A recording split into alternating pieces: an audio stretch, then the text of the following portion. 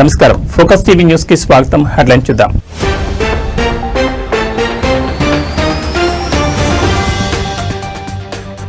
చలాన్ల విషయంలో కఠినంగా మారనున్న రూల్స్, నిర్లక్ష్యం చేస్తే లైసెన్స్ రద్దు.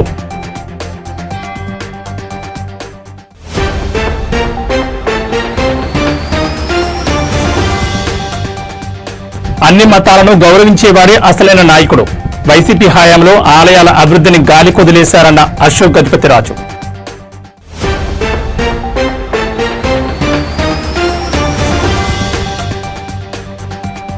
తోపుదుర్తికి పరిటాల సునీత స్ట్రాంగ్ వార్నింగ్. సునీతపై మాజీ ఎమ్మెల్యే తోపుదుర్తి సంచలన ఆరోపణలు.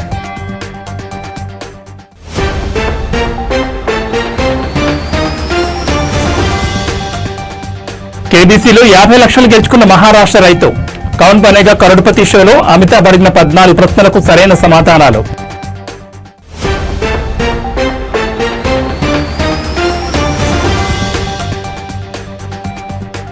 డార్జిలింగ్ లో కొండపోత, కొండచర్యలు విరుగుపడి 6 మృతి.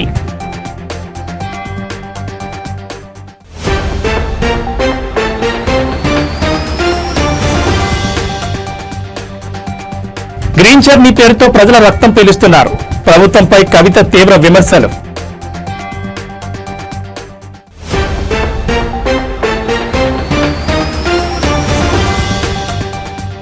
నా కూతురు రష్యాలో ఎవరో లెజెండరీ నటి ఆత్మ ప్రవేశించిందేమో.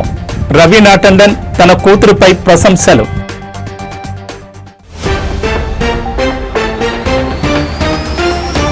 ఇక డీటెయిల్స్ చూస్తే ట్రాఫిక్ రూల్స్ పాటించకుండా వాహనం నడుపుతున్నారా?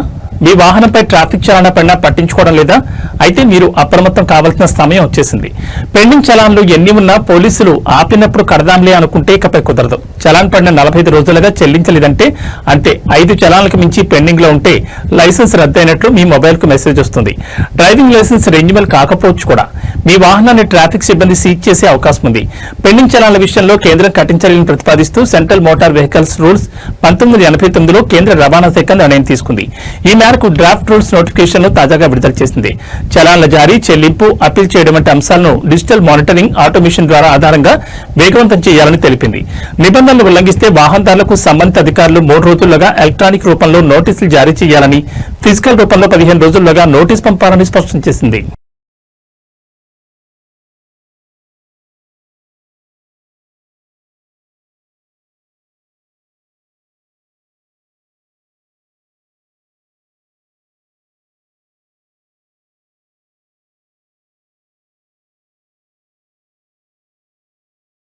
గత వైసీపీ పాలనలో దేవాదాయ శాఖ అధికారులు కేవలం మంత్రుల బూట్లు నాకుతూ కాలం గడిపారని గోవా గవర్నర్ పైడితల్లి అమ్మవారి ఆలయ అనువంశిక ధర్మకర్త అశోక్ గజపతిరాజు సంచలన ఆరోపణ చేశారు.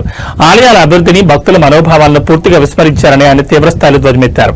విజయనగరంలో మీడియాతో మాట్లాడుతూ గత ప్రభుత్వ వైఖరిపై తీవ్ర ఆగ్రహం వ్యక్తం చేశారు. రాష్ట్రంలో ఎంతో ప్రాముఖ్యత కలిగిన దేవాలయాలను సైతం గత ప్రభుత్వం చిన్నచూపు చూసిందని అశోక్ మండిపడ్డారు. వైసీపీ 5 ఏళ్ల కాలంలో ఆలయాల అభివృద్ధి అనే మాటే వినిపించలేదని, మొత్తం వ్యవస్థను గాలికొదిలేశారని విమర్శించారు. అప్పటి దేవాదాయ శాఖ మంత్రి వెల్లంపల్లి శ్రీనివాస్ పై కూడా ఆయన ఘాటు వ్యాఖ్యలు చేశారు. మంత్రిగా ఆయన ఆలయాల అభివృద్ధికి నయా పైసా కూడా ఉపయోగపడే పని చేయలేదని ఆరోపించారు. దేవాలయాల్లో అధికారులు పెత్తనం చెలాయించకూడదని, ఉత్సవ విగ్రహాల్లో మిగిలిపోవద్దని ఆయన హితవు పలికారు. భక్తుల మనోభావాలను గౌరవిస్తూ వారి విజ్ఞప్తులను పరిగణలోకి తీసుకుని దేవుడికి సేవ చేయాలని సూచించారు. ఆలయ ట్రస్ట్ బోర్డుల కార్యకలాపాలు అత్యంత పారదర్శకంగా ఉండాలని ఆయన స్పష్టం చేశారు. ఈ సందర్భంగా నాయకత్వ లక్షణాల గురించి మాట్లాడుతూ ప్రతి ఒక్కరూ సొంత మతాన్ని ఆచరిస్తూనే ఇతర మతాలను కూడా గౌరవించాలని అన్నారు. అన్ని మతాలను సమానంగా గౌరవించినప్పుడే నిజమైన నాయకుడు అవుతారని చెప్పారు.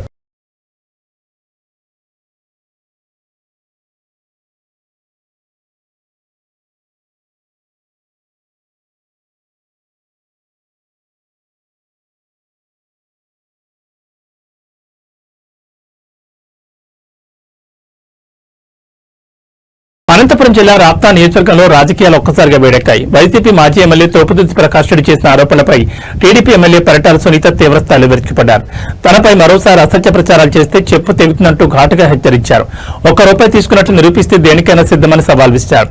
రాప్తా నియోజకవర్గంలో హౌసింగ్ లబ్ధిదారుల నుంచి ఎమ్మెల్యే పరిటాల సునీత 10,000 చొప్పున వసూలు చేస్తున్నారని మాజీ ఎమ్మెల్యే తోపుదుర్తి ప్రకాష్ రెడ్డి ఇటీవల సంచలన ఆరోపణ చేశారు. నిరుపేదలను కూడా వదలకుండా పెద్ద ఎత్తున డబ్బులు తంటుకుంటున్నారని ఆయన విమర్శించారు. తోపుదుర్తి ఆరోపణలపై వ్యాఖ్యలపై పరిటాల సునీత మీడియాతో మాట్లాడుతూ తీవ్రంగా స్పందించారు. కారు కోతలు కూస్తే కఠిన చర్యలు తప్పవు. కడుపుకు అన్నం తిన్నవాడెవడూ ఇలాంటి నిరాధార ఆరోపణ చేయడం మండిపడ్డారు. తమ కుటుంబం 10 రూపాయలు జేబులోంచి తీసి పేదలకు సాయం చేస్తుంది తప్ప ఇతరుల వద్ద చేయి చాపే అలవాటు తమ రక్తంలోనే లేదని ఆమె స్పష్టం చేశారు. గత వైసీపీ ప్రభుత్వ హయాంలో తోపుదుర్తి ప్రకాష్ రెడ్డి ఇలాంటి పనులు చేసి ఉండొచ్చని, అందుకే ఆయనకు అలాంటి ఆలోచనలు వస్తున్నాయని పరిటాల సునీత ఎదురుదాడి చేశారు. ఈ ఆరోపణలు ప్రత్యారోపణలతో రాప్తా నియోజకవర్గంలో రాజకీయ వాతావరణం మరింత వేడెక్కింది.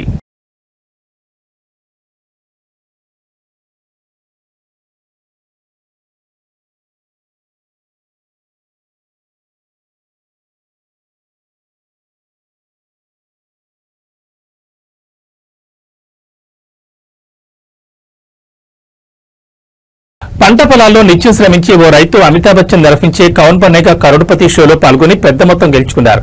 వరదలు చీడపీడలతో పంట నష్టపోయిన ఆ రైతును అదృష్టం కేబీసీ రూపంలో వరించింది. షోలో అమితాబ్ అడిగిన 14 ప్రశ్నలకు సరైన జవాబులు చెప్పి 50 లక్షలు గెలుచుకున్నారు. ₹1 ప్రశ్న విషయంలో జవాబు తెలియక రిస్క్ వద్దనుకుని పోటీ నుంచి తప్పుకున్నారు. మహారాష్ట్రకు చెందిన కైలాష్ కుంటేవార్ తన కేబీసీ అనుభవం గురించి మీడియాతో మాట్లాడుతూ చిన్నప్పటి నుంచి తాను చదువుల్లో ముందుండేవాడినని చెప్పారు. కేబీసీ షో వినోదం కోసమేనని భావించేవాడినని, 2018లో ఈ షోలో డబ్బు గెలుచుకున్న వ్యక్తితో మాట్లాడాక సీరియస్ గా దీనిపై దృష్టి సారించారని చెప్పారు. అప్పటి నుంచి కేబీసీ కోసం ప్రత్యేకంగా సిద్ధమైనట్లు వెల్లడించారు. రోజంతా పొలంలో కష్టపడ్డా ఇంటికొచ్చాక కనీసం 1 గంట పాటు కేబీసీ కోసం ప్రిపేర్ అయినట్లు కైలాష్ తెలిపారు. షోలో అమితాబ్ అడిగిన ప్రశ్నలకు వరుసగా సరైన జవాబులు చెప్తూ 50 లక్షలు గెలుచుకున్నారని, ₹1 ప్రశ్న విషయంలో కొంత సందిగ్ధం నెలకొందని చెప్పారు. దీంతో రిస్క్ తీసుకోలేక అప్పటి వరకు గెలుచుకున్న 50 లక్షలతో పోటీ నుంచి తప్పుకున్నట్లు కైలాష్ వివరించారు. తాను గెలుచుకున్న సొమ్మును ఖర్చు చేసే విషయంలో పిల్లల చదువులకే ప్రథమ ప్రాధాన్యమిస్తానని కైలాష్ తెలిపారు.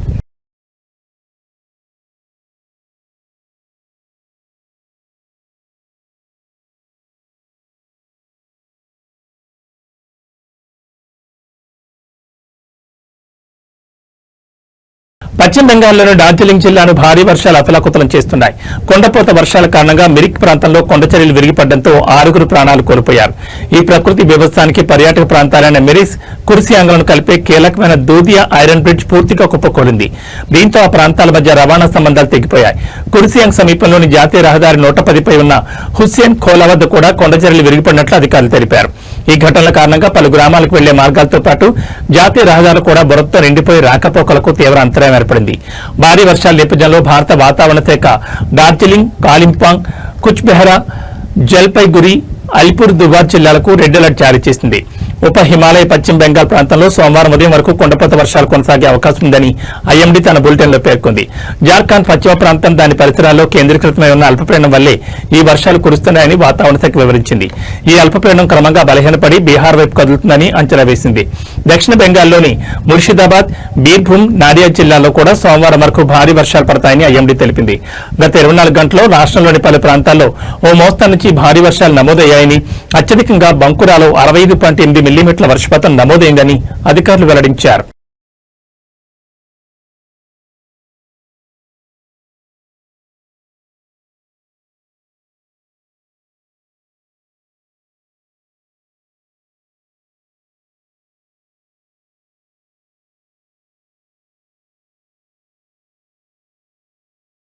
తెలంగాణలో కాంగ్రెస్ ప్రభుత్వం ఆర్టీసీ బస్ ఛార్జీలను పెంచడంపై తెలంగాణ జాగృతి అధ్యక్షురాలు ఎమ్మెల్సీ కవిత తీవ్రస్థాయిలో ధ్వజమెత్తారు. సామాన్య ప్రజలంటే ముఖ్యమంత్రి రేవంత్ రెడ్డికి ఎందుకంత కోపమని సూటిగా ప్రశ్నించారు. ఈ మేరకు ఆదివారం ఆమె సోషల్ మీడియా ప్లాట్ఫామ్ ఎక్స్ వేదికగా తన నిరసన వ్యక్తం చేశారు. గ్రీన్ జర్నీ పేరుతో ప్రభుత్వం సామాన్యుల రక్తాన్ని పీల్చేస్తోంది, బస్ ఎక్కడమే పాపం అన్నట్లుగా ప్రజల జేబులను కొల్ల చేస్తున్నారు అని కవిత తన పోస్టులో తీవ్రంగా విమర్శించారు. ఇటీవలే బస్ పాసుల ధరలను పెంచి చిరుద్యోగులు, విద్యార్థులపై పెనుభారం మోపిన ప్రభుత్వం ఇప్పుడు ఏకంగా బస్ ఛార్జీలను అమాంతం పెంచేయడం దారుణమని మండిపడ్డారు. ప్రభుత్వం తీసుకున్న ఈ నిర్ణయాలు సామాన్యులు నడ్డివిచ్చేలా ఉన్నాయని కవిత ఆవేదన వ్యక్తం చేశారు. ప్రజా రవాణాను ప్రజలకు దూరం చేసేలా ప్రభుత్వ విధానాలున్నాయని, ఛార్జీల పెంపు నిర్ణయాన్ని వెంటనే వెనక్కి తీసుకోవాలని కవిత డిమాండ్ చేశారు.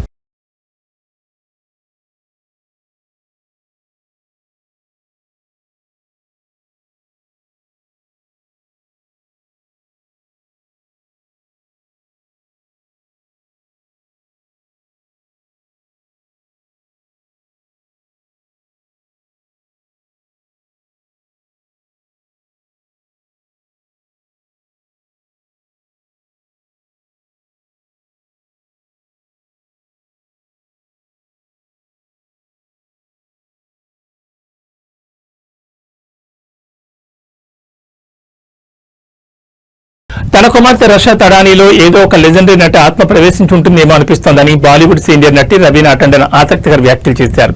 ఇటీవల ఒక ఆన్లైన్ మీడియాతో మాట్లాడుతూ కూతురి బాల్యం నుంచి ఆమె సినీ రంగ ప్రవేశం వరకు అనేక విషయాలు పంచుకున్నారు. రషా కేవలం 3-4 నెలల వయసు నుంచి విభిన్నమైన హావభావాలు ప్రదర్శించేదని ఆమె గుర్తు చేసుకున్నారు. రషా చిన్నప్పుడు అద్దం ముందు నిలబడి ఏడుస్తున్నట్లుగా నటించేది. అంత చిన్న వయసులో అద్దంలో తన హావభావాన్ని చూసుకోవాలని ఎలా అనిపించిందో అర్థమయ్యేది కాదు. తనలో ఎవరో గొప్ప నటి ఆత్మ ఉందేమో అని మా అమ్మతో ఎప్పుడు అనేదాని. అప్పుడు ఆమె నా మాటలను పెద్దగా పట్టించుకోకపోయినా ఇప్పుడు రషా నటన చూస్తుంటే ఆశ్చర్యంగా ఉందని రవీనా తెలిపారు. తన వారసురాలిగా బాలీవుడ్ లో కడుగుపెట్టిన రషా ఆజాద్ అనే తొలి చిత్రంతోనే బ్లాక్ బస్టర్ విజయాన్ని అందుకుంది. ముఖ్యంగా ఆ సినిమాలను ఒక ప్రత్యేక గీతంలో ఆమె డాన్స్ ఎక్స్ప్రెషన్స్ ఇంటర్నెట్ లో సంచలనం సృష్టించి దేశవ్యాప్తంగా యువతను ఆకట్టుకున్నాయి. ఇంత తక్కువ సమయంలో రషాకి ఇంతటి విజయం వస్తుందని తాము ఊహించలేదని, ఆమెను చూసి ఎంతో గర్వపడుతున్నామని రవీనా చెప్పారు. చిన్నప్పుడు రాక్ స్టార్ అవ్వాలనుకున్న రషా ఆ తర్వాత తన తల్లిలాగే స్టార్ హీరోయిన్ గా స్థిరపడాలని నిర్ణయించుకుందని ఆమె వెల్లడించారు. ఇక రషా తడాని త్వరలోనే తెలుగు ప్రేక్షకులను కూడా పలకరించేందుకు సిద్దమవుతోంది. ప్రముఖ నటుడు రమేష్ బాబు తనయుడు ఘట్టంనేని జయకృష్ణ హీరోగా పరిచయం కానున్న చిత్రంలో ఆమె కథానాయికగా ఎంపికైంది. ఈ సినిమాతో రషా టాలీవుడ్ లో తన ప్రయాణాన్ని ప్రారంభించనుంది.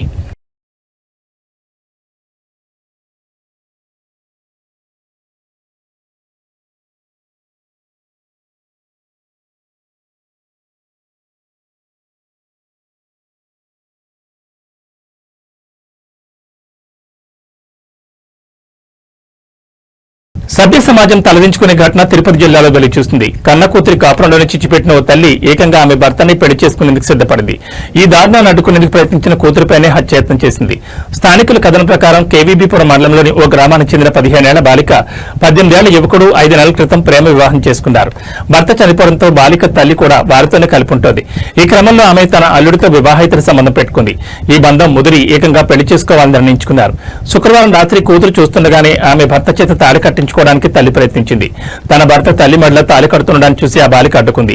దీంతో ఆగ్రహంతో ఊగిపోయిన తల్లి అల్లుడు కలిసి ఆమెపై దాడికి తెగబడ్డారు. రోకలి బండ తీసుకుని బాలిక తలపై బలంగా కొట్టారు. బాధితురాలు ఆర్తనాదాలు విన్న చుట్టుపక్కల వారు వెంటనే అక్కడికి చేరుకుని బాలికను కాపాడారు. జరిగిన దారుణం తెలుసుకుని తీవ్ర ఆగ్రహానికి గురైన స్థానికులు ఆ తల్లి అల్లుడికి దేహశుద్ధి చేసి పోలీసులకు అప్పగించారు.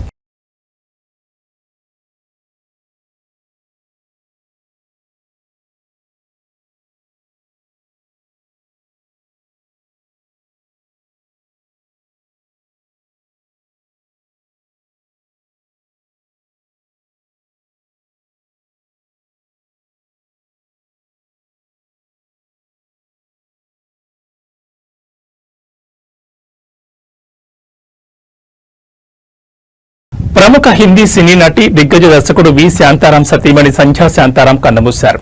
వయోభారంతో కొంతకాలంగా అనారోగ్యంతో బాధపడుతున్న ఆమె తన స్వగృహంలోనే తుదిశ్వాస విడిచారని తెలుస్తోంది. ఆమె మరణం పట్ల చిత్ర పరిశ్రమలో తీవ్ర విషాదం నెలకొంది. సంధ్యా శాంతారాం సినీ రంగంలో సుదీర్ఘకాలం పాటు తనదైన ముద్ర వేశారు. ఆమె హిందీతో పాటు మరాఠీ సినిమాల్లో కూడా విజయవంతంగా నటించారు. అమర్ భూపాలి, ఝనక్ ఝనక్ పాయల్ బాచే, నవరంగ్, పింజారా వంటి చిత్రాలు ఆమెకు ఎంతో పేరు తెచ్చిపెట్టాయి. ఈ చిత్రాల్లో ఆమె పోషించిన పాత్రలు, ముఖ్యంగా ఆమె నృత్య ప్రదర్శనలు ఆమెను కళల నటిగా నిలిపాయి.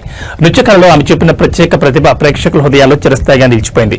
సంధ్యా శాంతారాం మరణం పట్ల పలువురు సినీ ప్రముఖులు, రాజకీయ నాయకులు సోషల్ మీడియా వేదికగా సంతాపం వ్యక్తం చేశారు. ప్రముఖ నిర్మాత మాధవ్ భండార్కర్ ఎక్స్ వేదికగా స్పందిస్తూ లెజెండరీ నటి సంధ్యా శాంతారాం ఇక లేరు అనే వార్త బాధాకరం. ఆమె జీవితం, పాత్రలు, ప్రదర్శనలు అన్ని భారతీయ సినిమాకు గర్వకారణం. ఆమె నటించిన చిత్రాల్లోని ఐకానిక్ రోల్స్ ఎప్పటికీ మన హృదయాల్లో నిలిచిపోతాయంటూ నివాళులర్పించారు.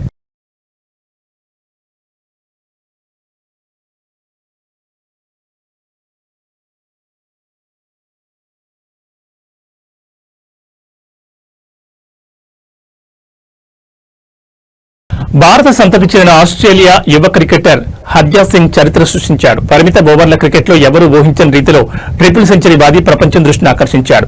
శనివారం సిడ్నీలోని పార్ట్నర్ పార్క్ లో వెస్టర్న్ సబర్స్ తరపున ఆడిన హర్జాత్ సిడ్నీ క్రికెట్ క్లబ్ పై ఆకాశమే హద్దుగా చెలరేగాడు.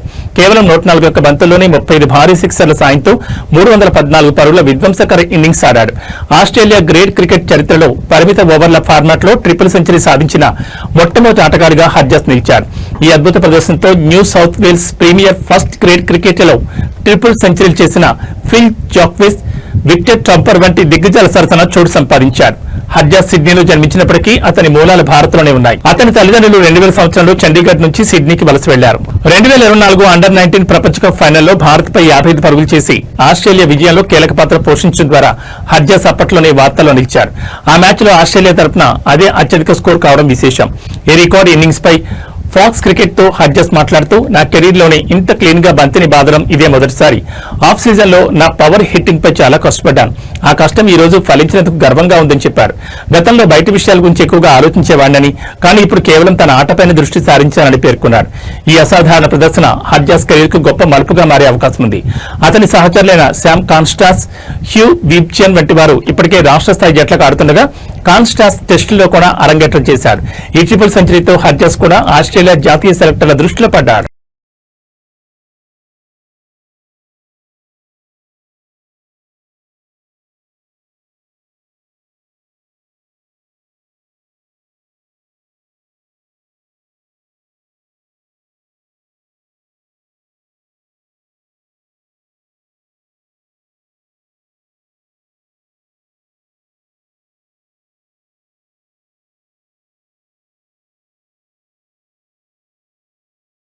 ఏవీ బులెటిన్ విశేషాలు మరో బులెటిన్లో మళ్ళీ కలుసుకుందాం. నమస్కారం.